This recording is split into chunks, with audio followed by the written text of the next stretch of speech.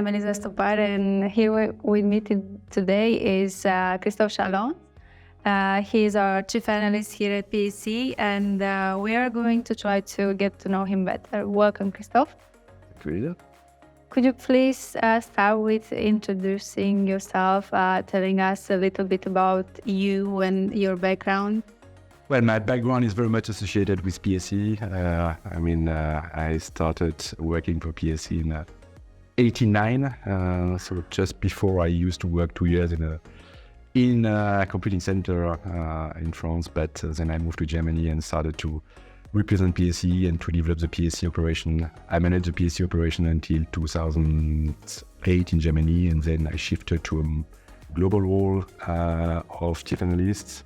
So my career is very much PAC. It's PAC. What made you stay so long here? First of all, I changed a bit my role, as I just mentioned. So developing the German units and moving to this, to focusing really on the analyst role, chief analyst role. In fact, this is a métier which is passionating. So you could say it's always the same, but just because IT is enabling all the changes that we see in the society. So it means every year the IT market changes, the topics are different, the vendors are different, the people you talk to change.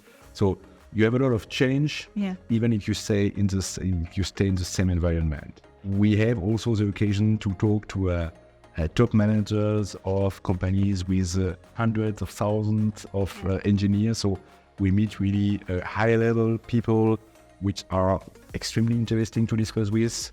So these are for me really the key topics. So a market we look at which is changing every day, high-level relationship, and then doing this in a small company at the end. We are small units across the world, but so this means a lot of flexibility, a lot of interaction with your colleagues, not too many heavy processes. So this is a nice place to work. Oh, really nice. How was PAC back then in '89 when you started? At the very beginning, so this was, I would say, prior to the creation of our CTC program.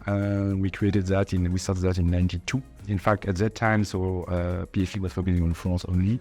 And so Germany was the first operation out of France, and it was the first market we looked at out of France.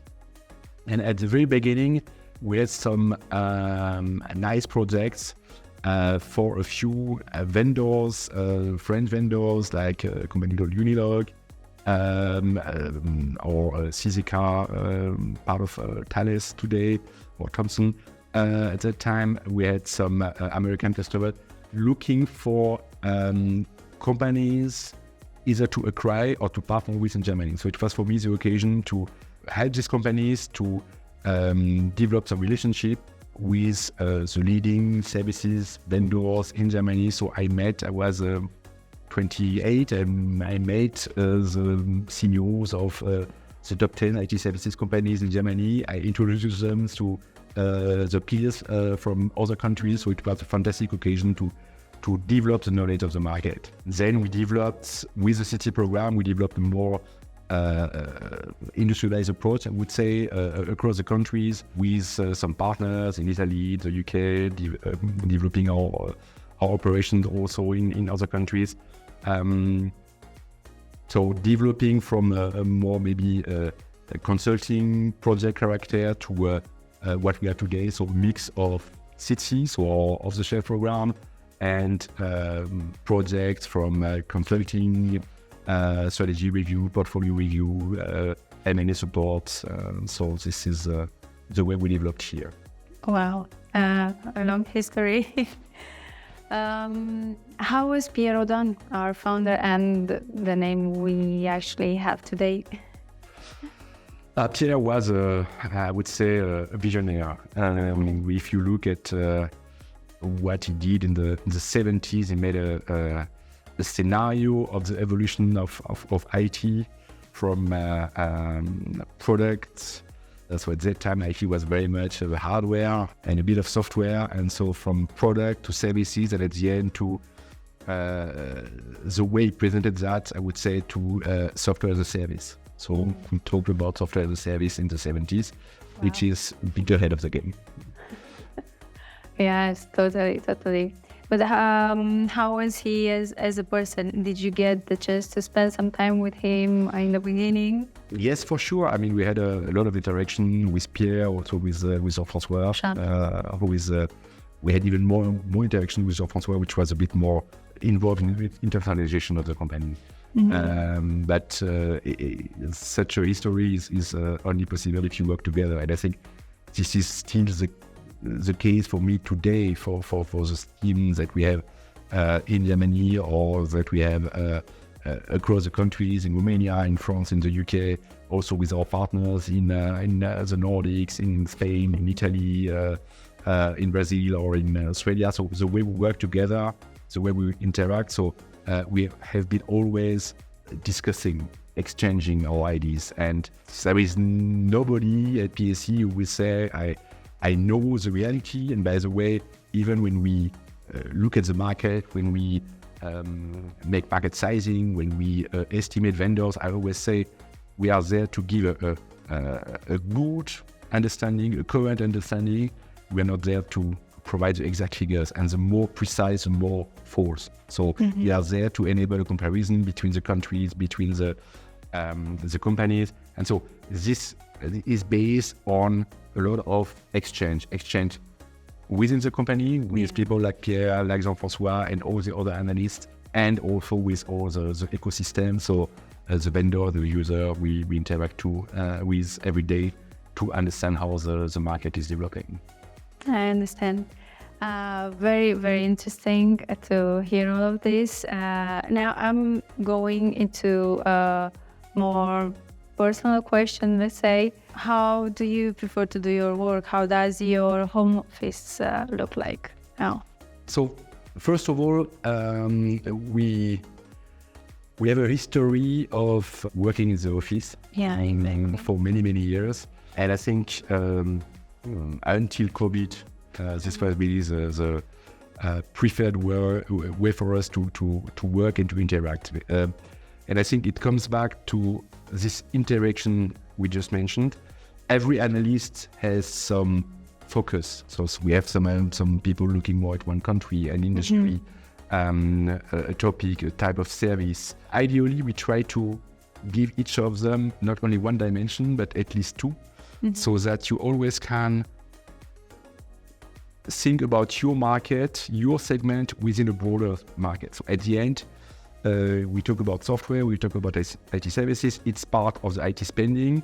So, and if we talk about cloud, if we talk about customer experience, everything is part of this overall market. So it's important not to be the specialist idiot, but to have an overview on the overall side. So you can specialize, but okay. So it means doing this, you absolutely need to interact with your colleagues. And before tools like Teams, it was not so easy to interact. And so we prefer to have the people in the office to talk together, to see each other, to create also some company feeling. I think it's important.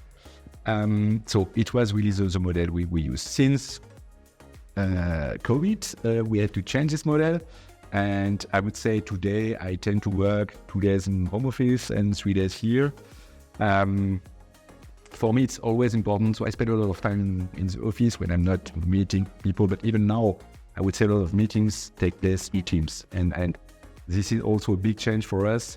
In the past, especially when you are in a country like Germany, you used to travel one day to meet 1 or 2 people. It was not really efficient. Today, we can have 2, 3, 4 meetings in the same day. If you have a one-to-one, you manage to create the customer intimacy, the intimacy with the person you talk to.